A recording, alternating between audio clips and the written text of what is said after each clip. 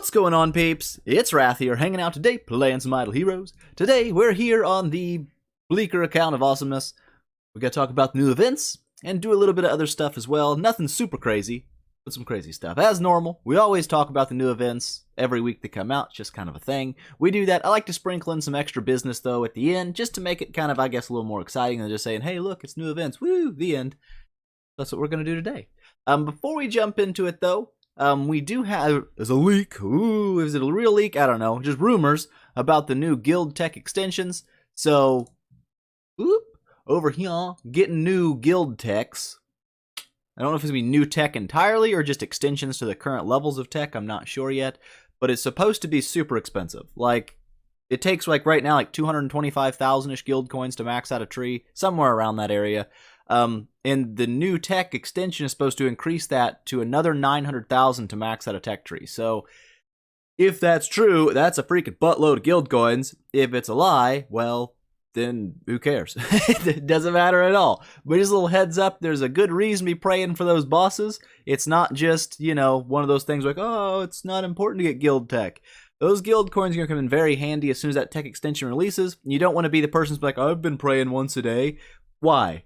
Get the extra guild coins stacked up. Get ready. You know, get ready to get the good new tech in and make your team even stronger than it already is.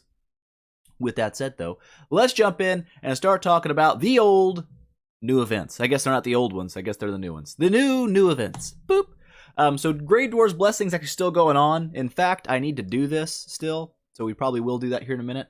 But the value packages, as normal in a Heroic Summon event, they're these. The best scroll to dollar ratio is actually the Big Daddy $100 deal.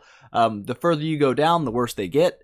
So this is better than this, and this is better than this. It's one of those things. Also, over here in the cool events, if you look at these two packs right here in the monthly packages are actually at the same dollar value, are actually a better dollar value than the $100 chest, but you can only get 15 of them per month, so it doesn't really count.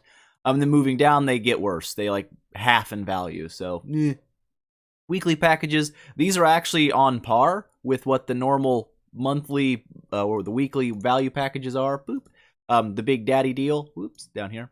But the thing is, you don't get any gems, and if you don't get any gems, are they really worth the same? And the answer is not really, because if you buy a value pack, you get a bunch of gems. Those gems can be used to buy more heroic scrolls, so it's actually kind of a worse value over here in the weekly packages. But if you're in a pinch, you can snag these out. It's thing. You can do that. But there we go. With the spending of money area out of the way, let's move down to the hero lottery. Lottery is an accurate term because it's pretty much a humongous gamble whether or not you're going to get any of these heroes out of there. But this week it's going to be Aspen and Oberon. Now Aspen's obviously a freak beast, super cool, looks awesome, works pretty well in PvE, does pretty well in PvP. All around, pretty solid dude. I like my Aspen. He's one of my favorite heroes in the game, so I'm a little biased, maybe. Is he good? Yes. Is he cool? Yes. Should you get one? Probably. Only if you're cool, though, okay? Cool kids build Aspen. All right, and then we got the Oberon up here. Now, Oberon's a bit of a, I mean, he's useful, and I like that, like, because he goes around people that are immune to stun and stuff like that. But his crowd control's a little bit wanky. It doesn't always work out great. Having two would probably be better than having one Oberon, but that kind of forces you into a redemption aura, or like, I don't know, something else that I don't know if you would be a great aura. But hey. Oberon's not terrible, decent PvE crowd or PvP crowd control. Outside of PvP though, pretty much straight up garbage. He does absolutely nothing in boss fights, like legitimately nothing. You don't even bring him in there because he's trasho. That spot goes to Heartwatcher, of course, because she is the best for the boss fights. Get that dude out of there. In the Aspen dungeon, I would say he has certain areas he's decently okay at, but in most things he's still not super duper great. The tower he's alright in. He works pretty well there too. Like I said, overall, he's not super versatile. He's primarily a PvP-based hero, so if you're going for PvP, not a bad dude. But if you're going for a PvE-ish kind of multitask build, Valkyrie, I would say, still far outweighs an Oberon in pretty much every case. So moving down, the summon prizes. What do you actually get when you use your hard-earned scrolls? Well, other than the crap you get by using them, you also get an Aspen. Woo! Not bad, actually. A lot of people like... These heroic scroll events, they're in the middle of like new hero launch events, are usually like these are the gotcha events, so they usually have to make these events kind of attractive. They have to make them look pretty schmexy, or no one's going to spend their scrolls. They're just going to save up and wait for the next hero to drop, and then use them all then, which is generally, I would say, the best strategy, because the new heroes are generally pretty beefy. Like Penny, she's an absolute freak beast. Or Amun-Ra, still pretty freaking good. So you look at this stuff, is it worth going for this? Yeah, it's really up to you. I've already got an E5 Aspen. I'm still probably going to drop 500 scrolls here, just because, why not? I can always dirty spend later. It's what I do, it's my job. But you still get the orbs, which is nice for the upcoming orb events, so it's really not a bad deal. Snagging some of these out isn't bad either, but if you already got a bunch of them, you don't need a bunch more. You don't convert and regress all that much unless you've made some serious mistakes, like totally revamping your team. These don't come in handy all that often. They're pretty rare to be used, but Aspen's kind of the big daddy dog reward here. He is a dark hero and he goes straight to your bag, so for Heroic Miracle, if you're a dark hero short, Aspen's a pretty good hero to build in general, and having another one in your bag, not necessarily a bad thing. Then always you get 15 relics. 15 relics are always hot. You can never have too many relics. Trust me on that one. And then down here in the Hero Exchangey Eventy, what you do is you go to the altar store, boop, you look at this button here, and you got two heroes, okay? This week, we've got Belrain, and we've got Oberon. So again, I've already gone over Oberon, I'm not going to talk about him again. Belrain. Belrain's actually a pretty solid hero. She's kind of been nerfed in the PvP meta since Aida came out and started reducing healing, especially multiple Aida teams where you get that healing reduction kicking up really fast. That does kind of hurt Belrain's, efficiency as a healer. However, when it comes to PvE, I would say there's really no doubt about it. Belrain is the best PvE support for boss damage that there is. She has really good healing. It's a little bit hit and miss because it doesn't hit everybody. It's one thing that's a little bit sucky about the old Belrain monster. Where's she at? There she is. Boop. Is her heal does not hit at basic attack heal. It only heals 3 random allies. So it doesn't heal everyone, just 3 people. Sometimes that works out just fine. Sometimes she can dodge like the one person need of healing a bunch, and it can kind of screw you. However, her heals are pretty powerful, and it's not bad. 250% of her attack if you build her for attack. Obviously, those heals are pretty big. But the big nice thing about her is she not only fulfills your healing role, she also boosts allies' attack, which is really, really nice. It's one of those things that's really good. The speed doesn't really matter. That's more for PvP. But boosting your allies' attack obviously is good in any situation ever. It's always good. But when you're fighting bosses, being able to have one unit that can boost attack and heal your team is really nice. She kind of runs 2 support role functions for you, kind of like a Rosa and a Vesa made a baby, and you have Belrain. Woo! She's great. Okay, she's great for PvE boss fights. Outside of that, she's still gonna be good in the tower and stuff like that. When she dies, your team gets a big heal. It's nice. She still heals, boosts your attack, boosts your speed. The only place she's really, I'd say, kind of taken a bit of a hit would be in PvP, where healers kind of got nerfed a little bit because of Aida and her little passive skill that constantly reduces healing effects received. Boop. Which isn't super great, but obviously it takes a while for that to wind up and be maxed out unless you have multiple Aidas, which is getting more and more common, which is not great for me because I only have one. But whatever. There's your altar stone dude down. I think that's all the events kind of covered. So let's go ahead and get something going on that's not just straight up talkage. You know what I'm saying? What we're going to do here is we're going to make another mage set. The reason is I've got 2 mages, I've only got 1 set, which actually works out okay for Aida because I generally run the split set on Aida because it gives her the most amount of health, which is nice. Rocking nearly 9 million HPs isn't a bad deal. It makes her passives like up here, that 15% of max HP heal each round, really not bad. You pair that with this Enable Vitality where she actually boosts the effects of being healed, plus she heals based on damage dealt. She's pretty freaking tanky. She can take some serious beatage. It's nice. It's good. However, Oberon over here is kind of getting the shaft into things because he only has the 2 attack sets, so he has a decent amount of attack stat, but his HP stat was pretty garbage. He's missing about 10% extra HP boost, plus 20% speed, or plus 20 speed from the boots. And obviously you want Oberon to be pretty fast because he's a crowd control unit. You want him to get that crowd control out there in the bushes as fast as possible and turn people into bushes. Because that's just kind of what he does. So that's what we're going to go for today. We're going to build us a hot mage set. Whip, boop. Wait, whip, boop. Back to the top. We're already in the right spot. Everybody calm down. Everybody calm down. Here you go. Boop. Mage gear, are you ready? Are you ready, mage gear? I'm ready. I'm ready for you to be mage gear. Forge it. Forge it hard. I'm ready. Only 100 million gold? That's cheap. That's peasant change. All right, we're good to go now. Oberon, are you ready? You ready to look better than ever? I hope so, because right now, You were looking a little bit sad and a little bit sorry. Boom! How you looking now, Obi? There you go. You gained a little bit extra HP Zors, up to 3.2 million. Still not crazy, but I mainly wanted that 20 speed. It's kind of nice. And now if I ever want to swap her to another mage set, it's much easier to do. Just click a button, boop, and she's got the mage gear on.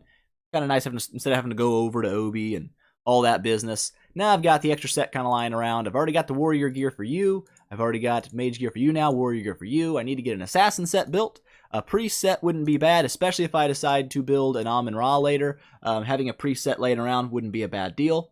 Would kind of be okay with that, actually. With that done, though, what can a dude do? What can a dude do? What can a man do? You know what we can do? I know what we can do. We can test a little bit on some people. Oops, I just totally kicked something down there. It was great. We can test on some people. Here's the thing. We've got broken spaces bosses. We always have them. I love to test against them because they're static. They don't change. So you can always kind of guarantee a similar outcome. There's not a huge ton of variance that goes into it. Yes, there's some like crits and not crits and things like that. But it's like when you fight people and stuff, that's always crazy and off the board. Pray for Fire boss is kind of the same way because each boss is going to function very different from the last boss. It's kind of hard to hammer in a strategy and like just really test against it. So what we're going to do here is we're going to test our heroes out a little bit. To do this, obviously we go attack mode. We do not go into this mode. Who are we going to fight's the question. I don't know. You'll take this because it gives you some attack, gives you some HP. We'll swap you over to straight up damage enables because that's what you do. When you're fighting in bosses, you usually just go straight up ham mode and say, hey, let's do as much damage as a human possibly can do. And the best way to do that is right here. Now against wave 3 broken spaces, you may still have to swap in some more healy-based or tanky-based enables to stay alive. Depends on your team. However, we're going to be fighting probably wave 2 broken spaces today just because they're the easiest, they're the best to test on for me, because you can really just see what your raw damage potential is and kind of work from there. So how you looking now? 142,000, still 7.2 million HP. That's absolutely stupid, Ada. I really kind of want to test her with an all-attack stone. I just want to see what an Ada can drop with just balls out attack. Lost a little bit of HP there, Ada. But nearly 200,000 attack. Can we swap on a warrior damage artifact, though? Because we will be fighting warriors. Who has it? Sigmund, you dirty turd sandwich. Become naked. You are going to use the warrior damage artifacts. We'll be fighting warriors. Choose a little bit more HP there. Is that 4 million HP on an Ada? Disgusting. Lost a little bit of attack as well, though, but she's gained 90% damage versus warrior. And wait a minute, just kidding. Let's get that on there, and now let's throw that on there. There we go. How you looking now? 220,000, good lord. That gear makes a slight bit of a difference. Does it not? 220k down to 3.75 million HP, though. That's not super duper hot. Her power's dropped by a couple 100,000. People say like, oh, didn't you see how low her power dropped? Power means nothing. HP always inflates your power higher. The higher your HP stat, the bigger this number is going to be. Attack doesn't inflate it nearly as high. So you can see right now at 603 power, if I just go in here and swap into Vitality enables, and that's all I change, like nothing else has changed about Ada at all other than her Vitality, you'll see she jumps up almost 100,000 power by gaining a million health. She's lost 40,000 attack, but because it's a smaller number, it doesn't inflate it as much. Like I said, it's just one of those things. So we're going to go ahead and swap her back, though, because we're looking for damage today. I want to see what kind of damage Ada, just balls out attack mode Ada can do. But also, I kind of want to test on some other people as well. Aspen, I want to put you back with the old Antlers King, because it's disgusting. We all know it works very well on you. We're going to, again, throw you to straight-up attack mode. Everything you're dealing is going to be for straight-up damage to poop on the souls of all your enemies. Give me that, give me that, give me this. Give me that, there we go. You shouldn't have her die. If you do die, I'll punch you. Oberon, you're not even going in there because, well, we've talked about this. You're not a boss fighter. It's not your forte. Over here, though, what I do want to do is I want to take Penny's little crit staff off, and I want to test it on an E3 Horus and just kind of see what E3 Horus is capable of putting out with the crit staff on, because he does have a guaranteed crit damage on his active skill. Now, I don't know if this actually pairs right, because like I've heard there's a lot of bugs with his active skill where it's not like properly using crit damage stats and stuff like that. I don't know. I'm not a mathematician, but we've got the double attack, so I'm going to swap that to him a while back because I kind of wanted to see what kind of damage he dropped.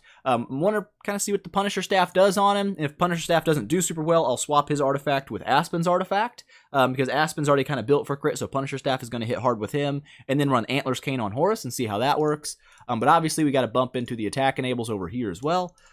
I really want to get an E5 Horus, but there's so many things I want to build. That's the problem. I get comments constantly all the time like, Wrath, why don't you build an E5 Asmodel already? Come on.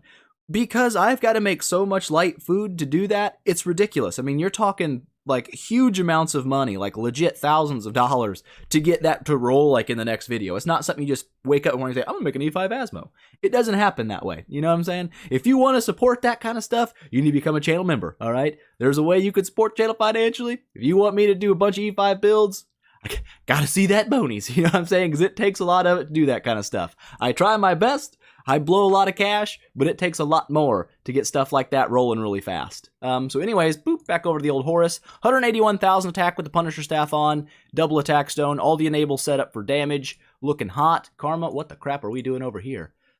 You are set up to survive, which is really all you need to do. Split set for 31% HP is the strongest for survivability on lower tier heroes without the class specific gear. This is going to be the best set you have. There's really nothing else you can do there that makes that better. Could obviously bump her stone up. Won't worry about that yet. I'll bump their stones when they get to 10 star. Cruz, obviously with the King of Demons. He doesn't have split set on right now, but I could give him a split set just because why not give him a split set? There you go. How you looking now? A little over 1 million HP. Not bad for a 9-star Cruz with very little tech. Actually, I think I bumped his tech up a little bit. Whatever, not important. And then Penny. What do we throw on a Penny? I think we'll just throw a lucky candy bar on her. I could have swore that was called a candy cane. I must have had a stroke. Oh, I don't have enough artifact food. We got a magic source too. That was kind of nice. So I got 2 energy artifacts. Yeah, I just got to get it upgraded. This gives less attack. We'll go with this. We'll go with the old candy cane. Give you some HP at least. Her crit's going to suffer quite a bit here. Only 55%, and so will her crit damage. So 9-star Penny, not going to get her most optimal viewing today. But that's, I really just kind of want to test mainly these two and kind of an Aida with attack. I'm kind of curious to see how this is going to go, actually. So let's go over here. We're going to just immediately poop on this. Oh, crap. Oh, it's already level 2. Never mind, we've already tested on it once. Good, I was going to fight this guy anyway. Because this guy throws inconsistent numbers when you go to fight the light ones because Aspen will hit harder and stuff like that. So, you know, this right here, the only people that are going to hit extra hard is Penny. And that's really nothing. So, whatevs. Let's jump in, though, and let's see what we can drop here. Sigmund, you're out. Penny, you're in. Wolf, you're on. Are we ready? Hopefully nobody dies. That. If Heartwatcher dies early, it's going to be kind of a problem, but hopefully she won't. Cruz, you're going to need to do some serious healage in the right times, in the right places. Everybody else, let's get to it. Let's get to it, team. Do your damage. That was a 7 million damage opener off the Aida there, if you didn't see that. That's pretty disgusting. Let's 2 times it. We'll 2 times it up till wave 8. Even though Heartwatcher needs to make it to wave 10 at 9-star to get max damage out for your team. If you guys didn't know that, it is a thing. Well, there we go. Heartwatcher jumping back up to the full HPs, looking good. Cruz, you're doing all right. You're doing an all right job here today, Cruz. Just make sure you don't also die super early, because that would... There you go, heal yourself. Heal yourself, man. Well done. Penny's getting kind of pooped upon, but that was to be expected. She's still dropping pretty respectable damage. That's not bad, dude. It's really not bad. I'm pretty impressed with the old Pennynator. My E5, I've been in love with her, dude. She's absolute freak. So we're going to lose a little bit of damage here because we've lost a unit out of our team. That means our shared fate enable has gone down. We've lost a little bit of attack stacking. When Cruz dies, the same thing will happen again. We are at wave 10 now, so let's see what goes down. 26 million out of the old Horus. Not terrible bad. We don't have an active skill, unfortunately, to go into this next round with after we drop the Wolf, which is a little sad. But maybe we'll get one here later on. 14 million basic attack from Aida. I'm all right with that. 10 million damage on the basic attack from the old Horus. Not bad, Horus. So Cruz has now died. He has bit the bucket. That was 27 million from the Aida. That's not bad.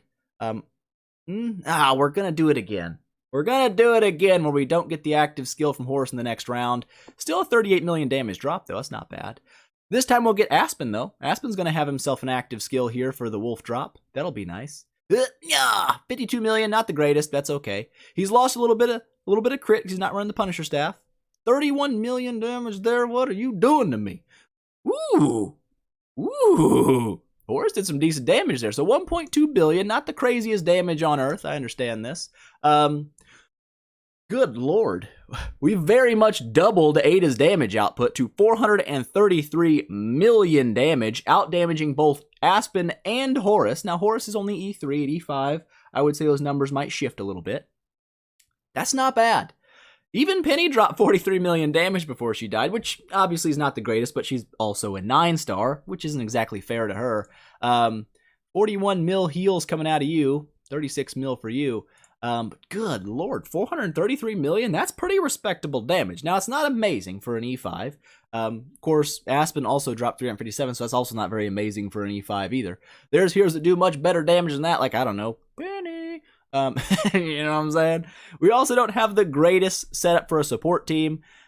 433 million damage is kind of nice, but I don't know, having a Belrain there, I feel like would really bump the other damage potential of these 3 units later. We'll see, though, for nowsies. We'll run one more test here. I don't want to get them to 34% too quickly. Let's just go ahead and swap the artifacts back on these two and just kind of see what happens. We'll get a little bit of inconsistency because there's only one test. That happens. You can't just test once and be like, that's the set in stone number, because it doesn't really work that way.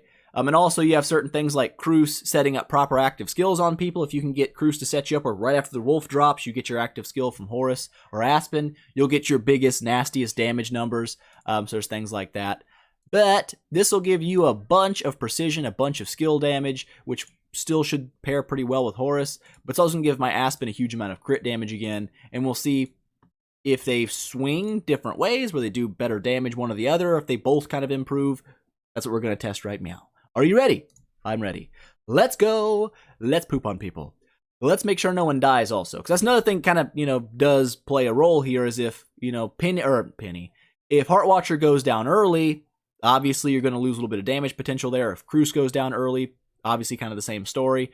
You got to make sure your team stays alive if you want to get those max damage outputs. So obviously I need to 10-star some people still. There's a lot of upgrades the team needs. 10-star Cruz wouldn't hurt for survivability. Of course, 10-star Heartwatcher is pretty much required if you want to do, really good damage. Its thing. She boosts your damage way fast. 8 rounds, definitely better than 10 rounds. Penny is now down, but Heartwatcher's still alive, which is nice. We're all good with that.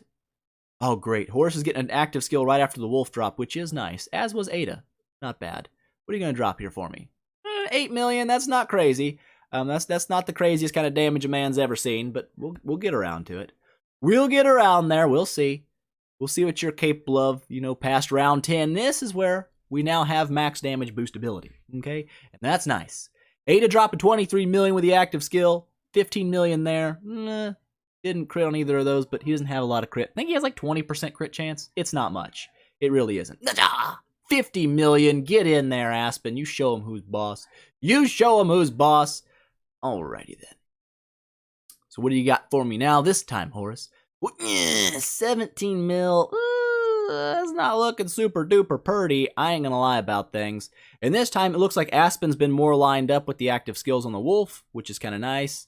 Boom, 53 mil. Not the craziest damage ever. But what are you gonna do about things? He doesn't always hit super duper hard. I'd like to see some of them 100 million damagers, but that's usually what they're at 30% health. There's 26 million. That's not bad, Horus. That isn't bad. You did okay. Defeat. 1.2. So the damage stayed remarkably similar, it looks like. Except for Horus took a serious nosedive in damage with the Antlers Cane. Now again, certain things make a difference here. Like I said, if Horus can set, or Cruz can set Horus up for active skill drops right after the wolf, you see big damage numbers come out, things like that. But this time, Aida's pretty consistent. She normally is. She normally ranges in a very normal amount of damage, because a lot of her damage is percent based. It's not really just raw attack or damage or boosted by Heartwatcher all that much. Aspen at 454. Again, this is no class advantage. I'm not trying to get like the biggest possible damage out for Aspen and stuff like that, because that's, I don't know, it's not really accurate testing. If you're trying to get just one person to have the biggest edge, that's kind of favoritism, I would say.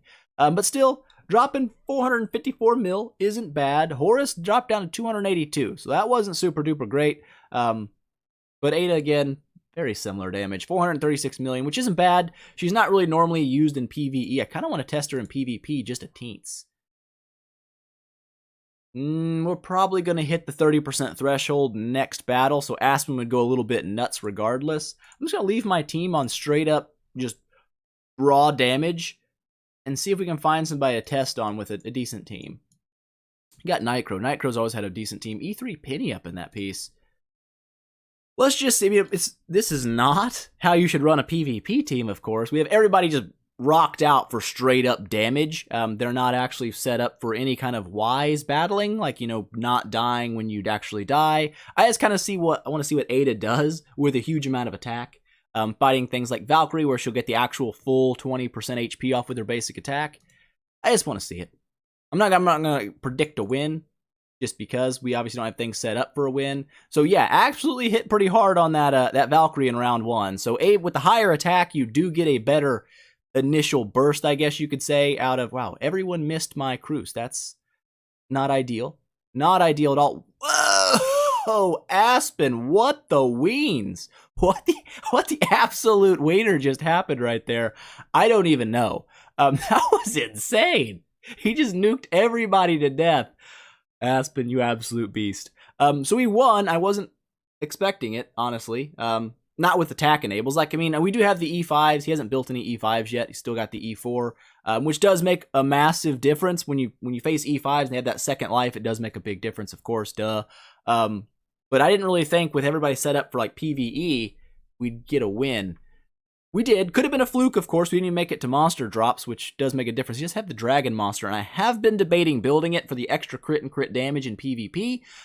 It's not really a PvE monster. People ask me, like, should I build the dragon for boss fights? The answer is not really. It does less damage than the snake does for your team, and the snake does less damage than the wolf does. So I generally still say if you want to do the best boss damage, the wolf is going to be your best bet, unless you're unable to survive, in which case you're probably going to swap to the deer, just so you can keep your team alive a little better. That's generally how I run it, but still, not bad. Not bad, team. We'll try it again, though, because I feel like that was probably a bit of a lucky run. I don't think that's something that will probably happen multiple times, you know what I'm saying? I feel like that was, you know, we dodged a few bullets. That E3 Penny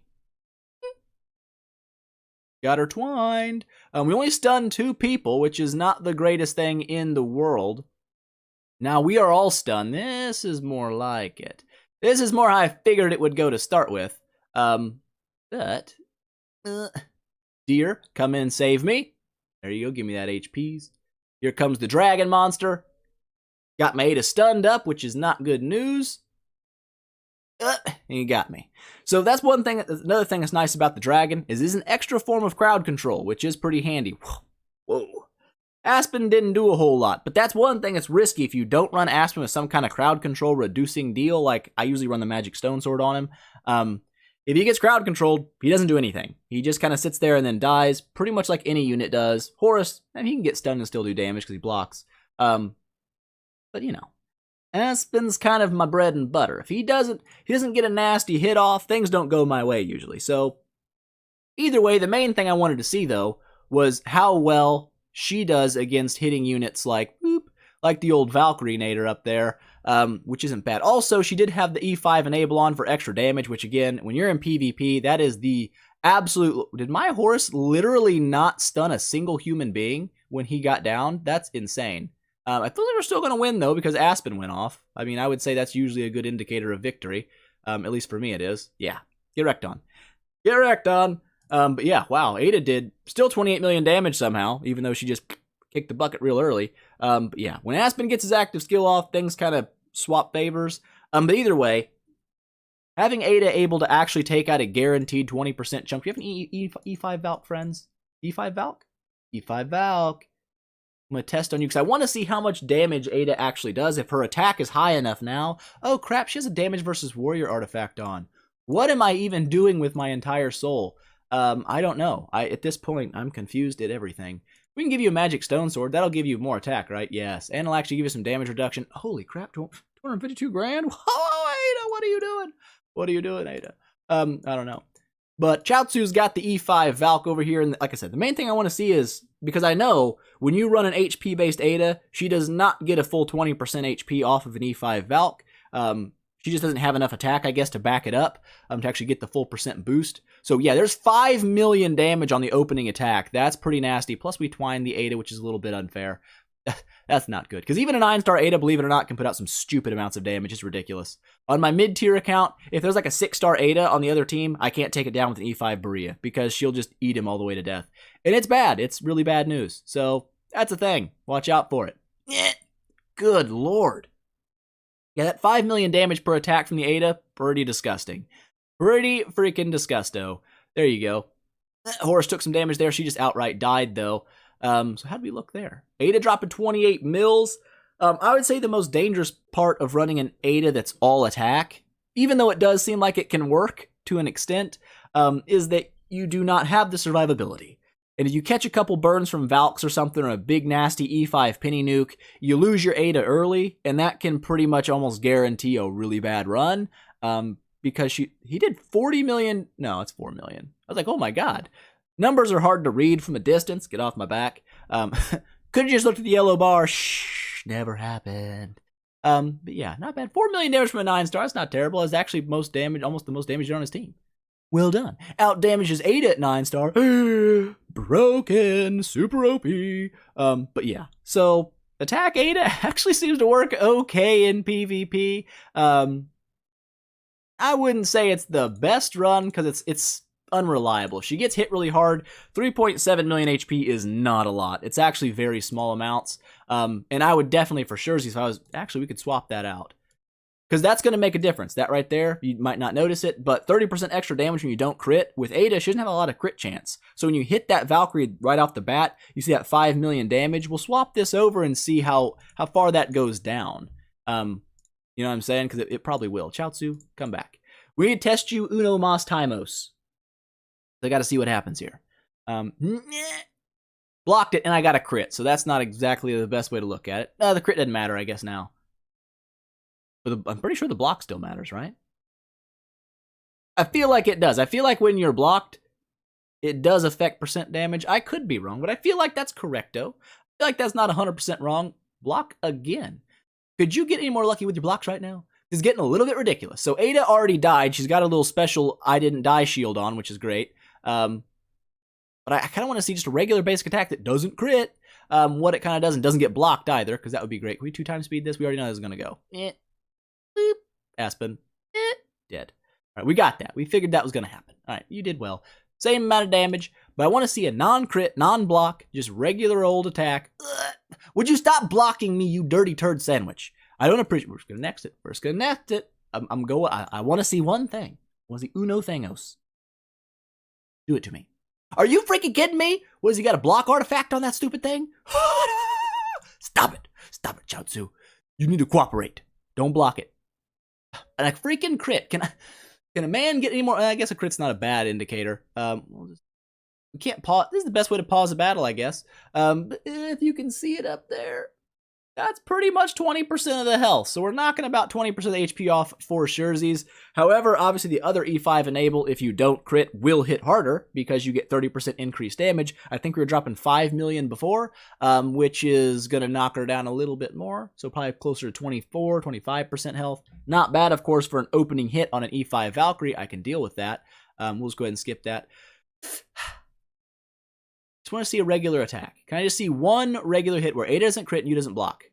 Are you kidding me, Aida? How much? You have like 20% crit chance. How are you so freaking lucky? Stop being lucky. Oh my gosh. I don't understand. My brain is at a loss for words. Could you just... What are you doing to me? What are you doing to me right now? I feel really bad for Chaozu. At least we're not in the arena. We're just tickling you in the friends list, okay? Tickle, tickle. And then the block. You don't crit, immediate block. I swear to crap. I swear to absolute booty. This is ridiculous. Can you please? There you go. 4 million. That's all I wanted. For 40 minutes, all I was looking for, game. So about 4 million raw damage. And if that is a fifth of Valkyrie's in-battle health, that means this Valkyrie has about 20 million HP in battle, around abouts. People don't know that you actually don't have the listed stats as your stats when you go into a battle, because your monster adds stats, which obviously is going to change things a little bit. Aspen has died. Aspen has ate the biggie. He is now dead, which is Danger Town. But I think we're also going to be okay here because we still have our Aida up, and that's a good thing for us. He's got a deer going, though. Are we going to make it? Yes, we did. We did make it. Good job. Ada dropped 32 million damage, Aspen. What the balls? You got outdamaged by a 9-star pity. Who are you even doing this to? Me, obviously. But if you go into your stats page, like when I go into battle, my Ada doesn't have 3.75 million health. That's her stats before battle. When you go into the battle, you get your monster added in, and flat stats add a pretty big boost to your hero if you guys didn't know. So when you look over here, and you look up here, and you see you get 231,000 more base HP, that's the base modifier of health, and all your percents, I think, stack on top of that. So you end up with massively higher HP in battle than you actually do without your monster. So the stats shown aren't the actual stats you go into battle with. It's just, the way it works. So that Valkyrie, while it might have like 11 million HP on its stat screen, was sitting closer to about 20 million HP in battle. That's kind of how it was looking to me. So there you go. We've done some tests. We've tested on some things. We didn't really get great damage out of these two, but she dropped pretty nice results for me. I was happy with it. We're going to go ahead and swap her back, though, to a more, I guess you could say, conservative role. That extra damage actually did pretty nice, I would say. But that was like a flat-out all-attack mode Ada. She's still rocking how much attack? 229,000 attack with the Magic Stone Sword on. But if I was going to run one for serious, I would still run reduced damage for the PvP. She's down to 189,000 attack, but 4.7 million HP. Still a little more tanky, I would say. With the extra 30% reduced damage, meaning she won't take as big of hits from everybody, which is kind of handy. I would still say the double HP Ada is probably the strongest in PvP, or a speed HP Ada. But all attack seems to work pretty well against bosses, and it seemed to do okay, actually, in PvP, which surprised me slightly. So, you're going to get the Magic Stone Sword like normal. I can set this back up offline. I don't need, guys don't need to see watch reset my team. But there you go, guys. A little bit of stuff, a little bit of new events, and then a little bit of battlage on top of it to make it a little less boring. There you guys go. Hope you enjoyed it. If you liked the video, please make sure, smash that thumbs up button and show your support, and I will see you guys in the next one.